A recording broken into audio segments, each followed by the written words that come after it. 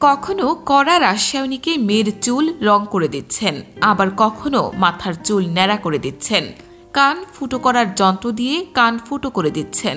কানে ভারী কানের দুল পরিয়ে কড়া মেকআপ করা, বাজে গালি দেওয়া, মেয়ের মুখের সামনে থেকে খাবার কেড়ে নেওয়া, মেয়ের মুখে কুলি ফেলা, ধমক দেওয়া, ঘুমন্ত মেয়েকে জোর করে খাওয়ানো, চর মারা সহ নানা কাজ করতে থাকেন ক্যামেরার সামনে। টিকটক বা ফেসবুকে সেসব ভিডিও দিচ্ছেন শারমিন শিলা নামের এক নারী।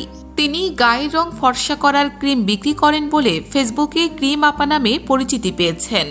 শারমিন শিলার মেয়ের বয়স 1.5 বছর। ক্যামেরার সামনে তিনি তার 12 বছর বয়সী ছেলেকেও হাজির করেন, তবে ছেলের সঙ্গে তুলনামূলক ভালো ব্যবহার করেন।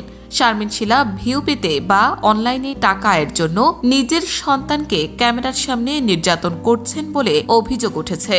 এর আগেও বিভিন্ন সময়ে তার বিরুদ্ধে এ ধরনের অভিযোগ তুলেছেন তার ভিডিও দেখা ব্যক্তিরা, তবে তার বিরুদ্ধে কোনো পদক্ষেপ নেয়নি প্রশাসন। গত রোববার একাই 100 নামের শিশুদের সুরক্ষায় সামাজিক আন্দোলনের পক্ষে ঢাকা জেলা প্রশাসকের কার্যালয়ে ক্রিম আপার বিরুদ্ধে স্মারকলিপি জমা দেওয়া হয়। জেলা প্রশাসকের কার্যালয় থেকে 3 দিনের মধ্যে কার্যকর ব্যবস্থা নেওয়ার আশ্বাস দেওয়া হয়েছে। স্মারকলিপির অনুলিপি মহিলা ও শিশু বিষয়ক মন্ত্রণালয়ের উপদেষ্টা এবং সমাজসেবা অধিদপ্তরের মহাপরিচালক বরাবর দেওয়া হয়েছে। তবে কয়েকদিন ধরে আলোচিত ক্রিম আপা ফেসবুক লাইভে এসে দাবি করেছেন তিনি তার সন্তানদের কখনোই নির্যাতন করেননি। নির্যাতন করলে তো ক্যামেরার সামনে করতেন না। তিনি গুণী নারী, তাই অন্যরা হিংসা করে, এ ধরনের অভিযোগও দিয়েছেন। তিনি সন্তানদের নিয়ে ভালোই আছেন। ছেলেকে নিয়ে বানানো এমন ভিডিও শেয়ার করেছেন নিজের প্রোফাইলে, তবে এই ভিডিও আপলোড করে আবার তা ডিলিটও করে ফেলেছেন তিনি। সাভারের বাইপাইল এলাকায় ক্রিম আপা বিউটি পার্লার নামে শারমিন শিলার একটি বিউটি পার্লার আছে। তিনি ভিডিওতে কিভাবে ক্রিম ব্যবহার করতে হয় তা জানাতেন।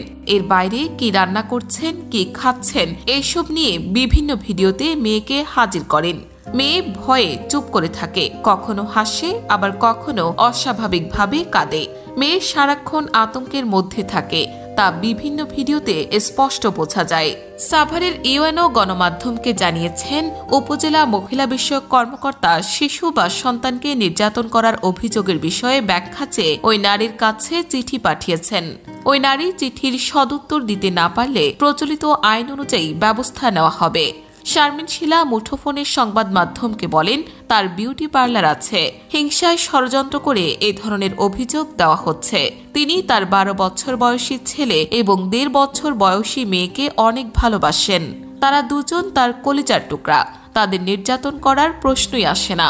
তিনি এরপর আর এই ধরনের ভিডিও তৈরি করবেন না।